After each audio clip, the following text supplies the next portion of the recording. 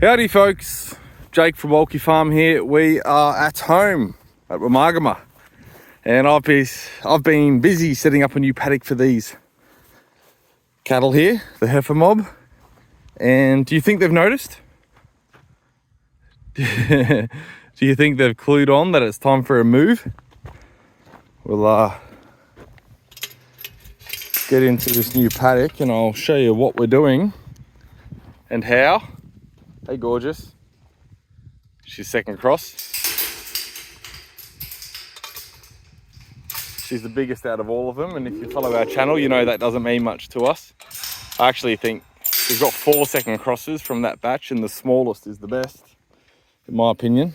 I'll show it to you shortly. Before we do the move, we'll just check. I've just been up to the shed mucking around.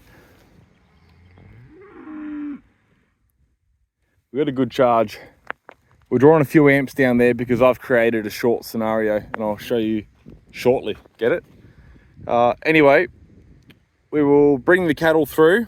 I've got these hot wires live. We could get away with them not being hot, but if they can be hot, they should be hot, because then when they can't be hot, the cattle will still generally respect them. So we've cut a laneway. This paddock here, they were only in about 4 weeks ago and they're not due here for a little bit. We're skipping. Come on. Come on. Now the feeding is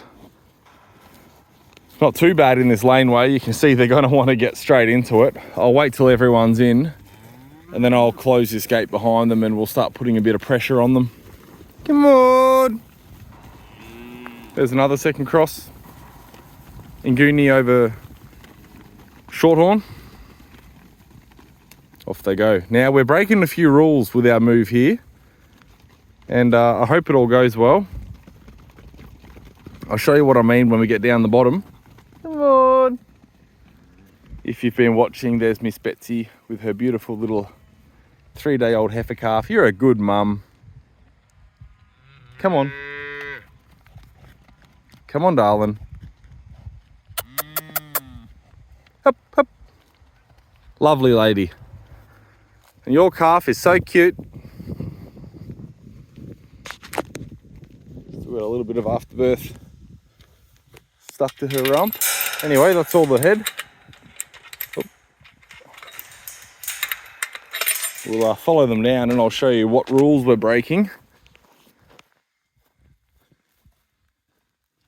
You don't want to train your cattle to jump over hot wires, yeah? Well, sort of what I'm doing down here. I'm forcing them to walk over a hot wire. Gugu's first down. Let's see if she notices. She's over it. Isn't that a cool picture, guys? I might screenshot that and put it as my background. Can I zoom in a little bit? Get a better orientation.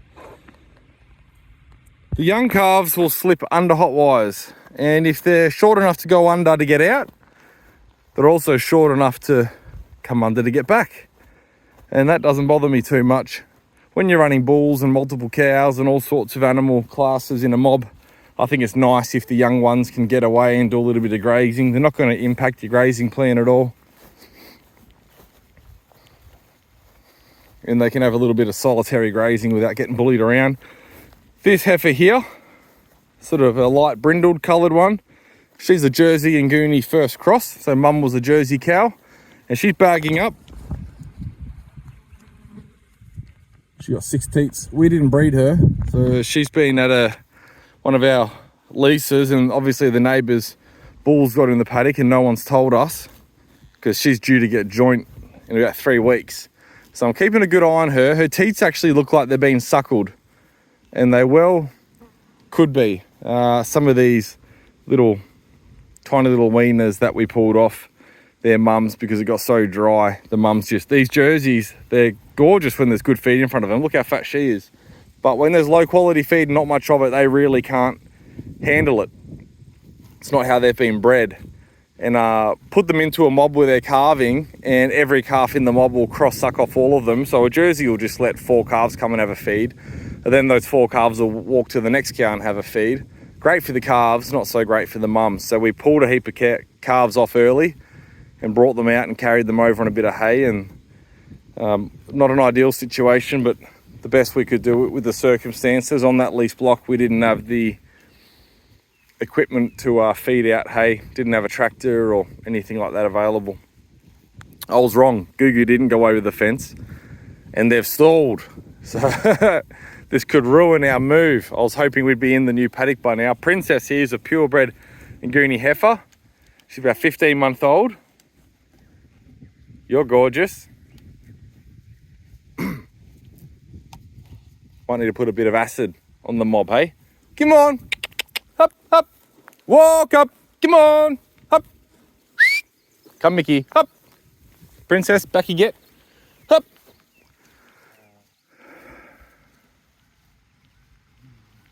Look at that. Aren't they good listeners? If you spend a lot of time with your animals, folks, they're easy to handle. You don't need to do much. You don't have to yell at them. You don't have to scream at them. Don't have to hit them, beat them, prod them. You just talk to them because they know. If I want them to walk up, I do what we just did. Up, up, walk up, come on, up. And if I want them to come towards me, they'll be able to tell that as well. And we call them, we go, come on, up. See, he's seen the hot wire on the ground. Ah. Up. See what I mean? Now that wire on the ground's not live, because this is a semi-permanent fence we've got here. It's not live, but it is shorting out. That's where we're drawing power. So what I'm going to do before I show you what we're doing in this little paddock for the next 2 days. How cool is this? Ready? Gallagher. What's happened? What's happened, Jake? That's just hanging on by a thread.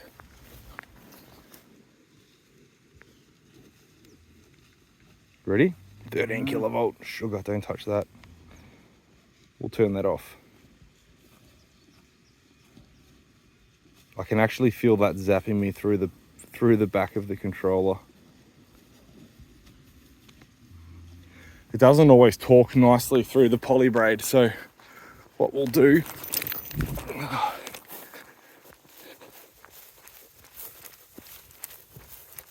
I don't need to run to do this, but you guys don't want to watch this boring stuff, right?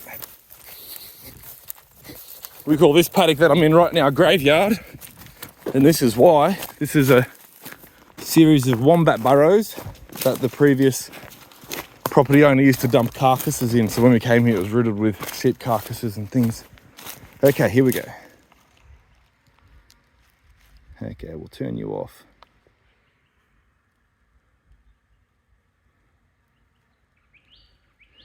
What am I pressing the wrong command? I'm pressing the wrong button. Don't think so.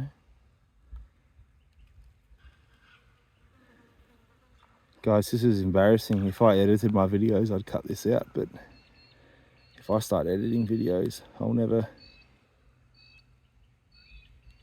keep filming them. I'll never do it.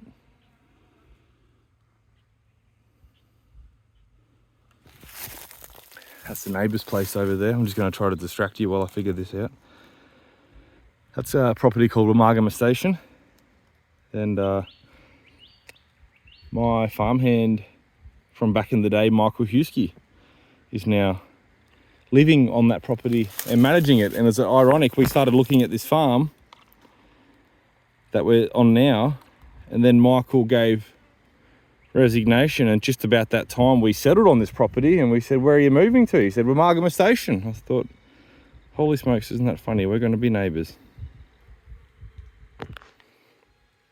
Guys, there's something not quite right there, because neither buttons, I'm pretty sure that's off and that's on, and neither button's turning it off. Normally we can turn it off back at the unit and quickly mess around with our fencing. Oh, Mickey's out, silly bugger. So not too sure what's going on there, but I'll fix that when we get off. Anyway, this area that we've got them in is actually not part of our grazing plan. So we run a holistic management, savoury style grazing plan for our property here. it just helps us know where we are. We've got quite a busy life. So, you know, for instance, in my schedule at the moment, I've got a couple of our events bookmarked and on our grazing calendar, and I can organise ahead of time where I want my animals to be, and then I can work backwards and grass budget. I know how many kilograms of livestock I'm trying to feed. I know where my best paddocks are, what the resting is. Can you do this in your head? Nah, not really. Not well consistently at scale, hey? That's what we'll say. This will start shorting out. Whoops, sugar. Didn't think I'd lift the whole thing out of the ground. I'll have to come back and do a little bit of maintenance. Oh, this hasn't been as smooth as I would have thought, but it is harder doing things with one hand, I'm sure you can appreciate. Right, yeah, we're in. So like I was saying, this paddock here is a riparian area on our farm, and it actually goes from our eastern boundary all the way through the guts of the farm to our western boundary, and I've fenced it off. One of the things that we do on our property is we exclude our ruminants from all riparian areas. So that means we keep them out of waterways. Why do we keep them out of waterways? 2 reasons. Firstly, because we don't drench our animals. The onus is on us to keep them in health. As such, they won't need drenching. We need to keep the parasites out of them. Now, what do when they walk in there? They go potty. They walk in there for a drink. They do poo-poos and wee-wees. Yum, yum, yum. Off they go. So we fence the whole laneway off. The other reason we fence off the riparian areas, you can see they were in here a couple of months ago before we got all of our infrastructure finished. The other reason we keep them out is they bear off. They congregate around waterways, yeah? Obviously, it's where they get drinks from.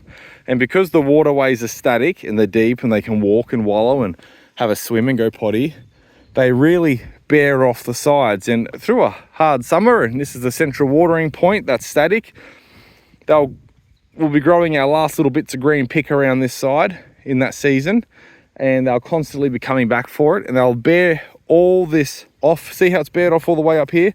And then when we do have a big rain event, there's no vegetation to stabilize the banks and prevent erosion, and we start to get erosion.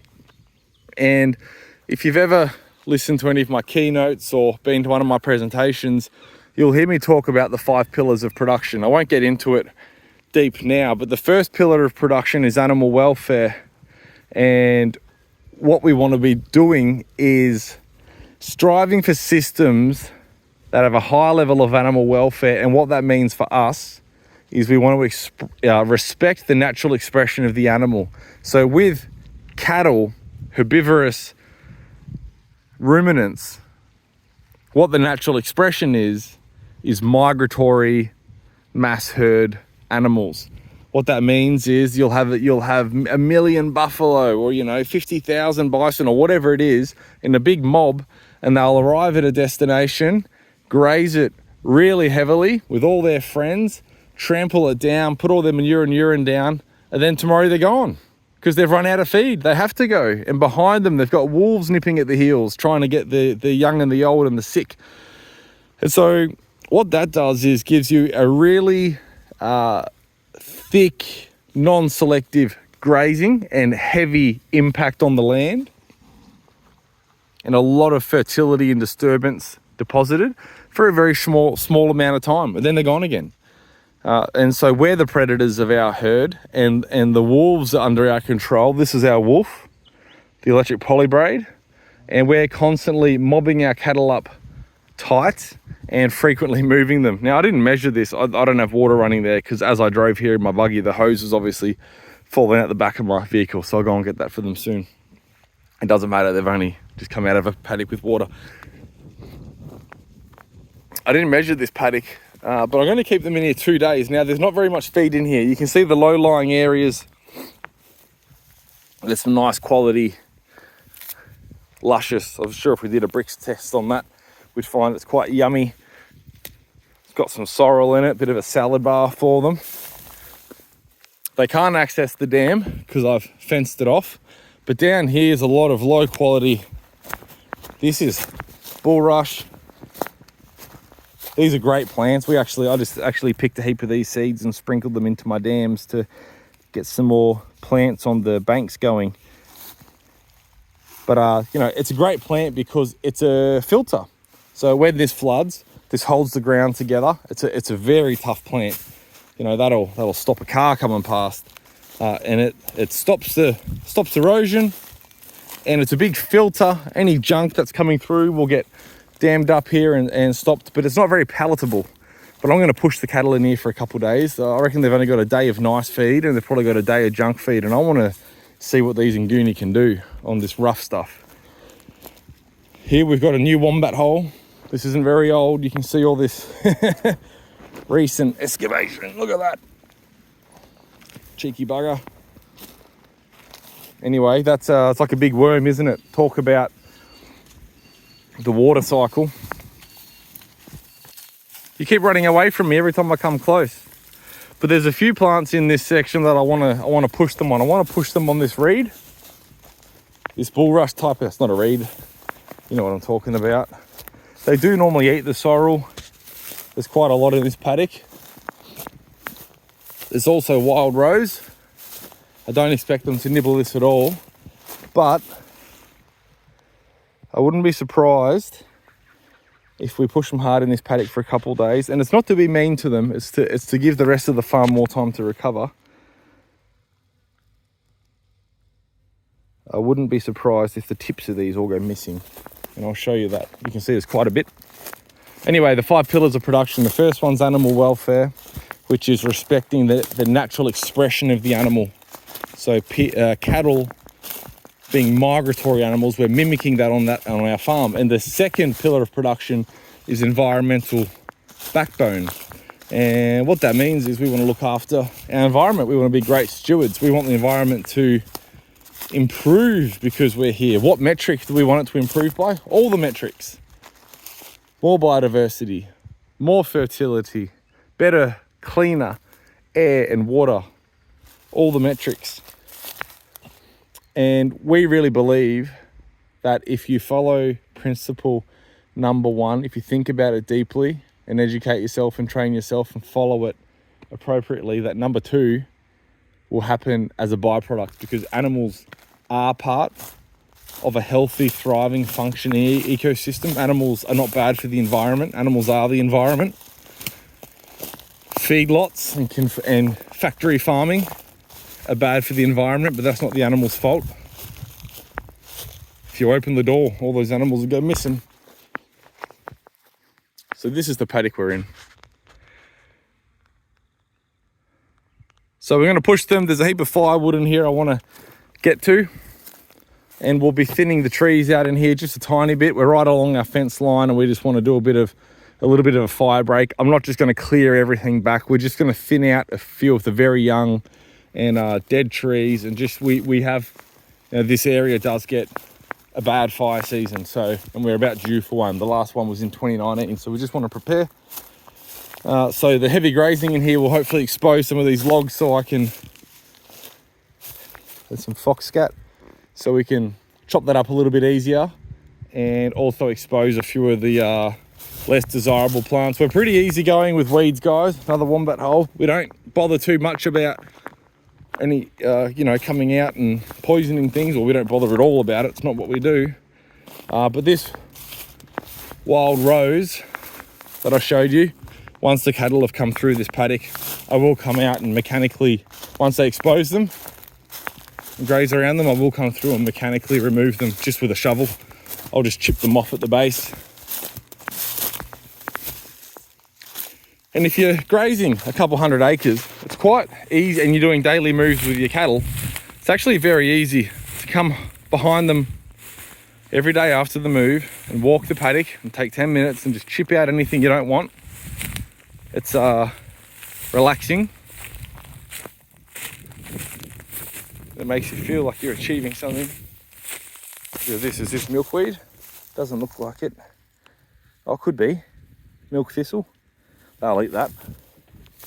We've got some young eucalypts coming up. Doubt they'll touch these. Anyway, bit of different grazing. Our grazing plan initially actually had them completely skipping through this straight onto the other side, but because we're halfway through spring and we've had less than half of the rainfall, I think we're probably down to about a quarter of the average rainfall, we're having to make decisions. So we're cutting animals back and we're being creative about where we can find feed. Jesus, 20-minute video. I'll be quiet for 10 seconds so you can hear these animals graze, and then I'll leave you. Are you ready?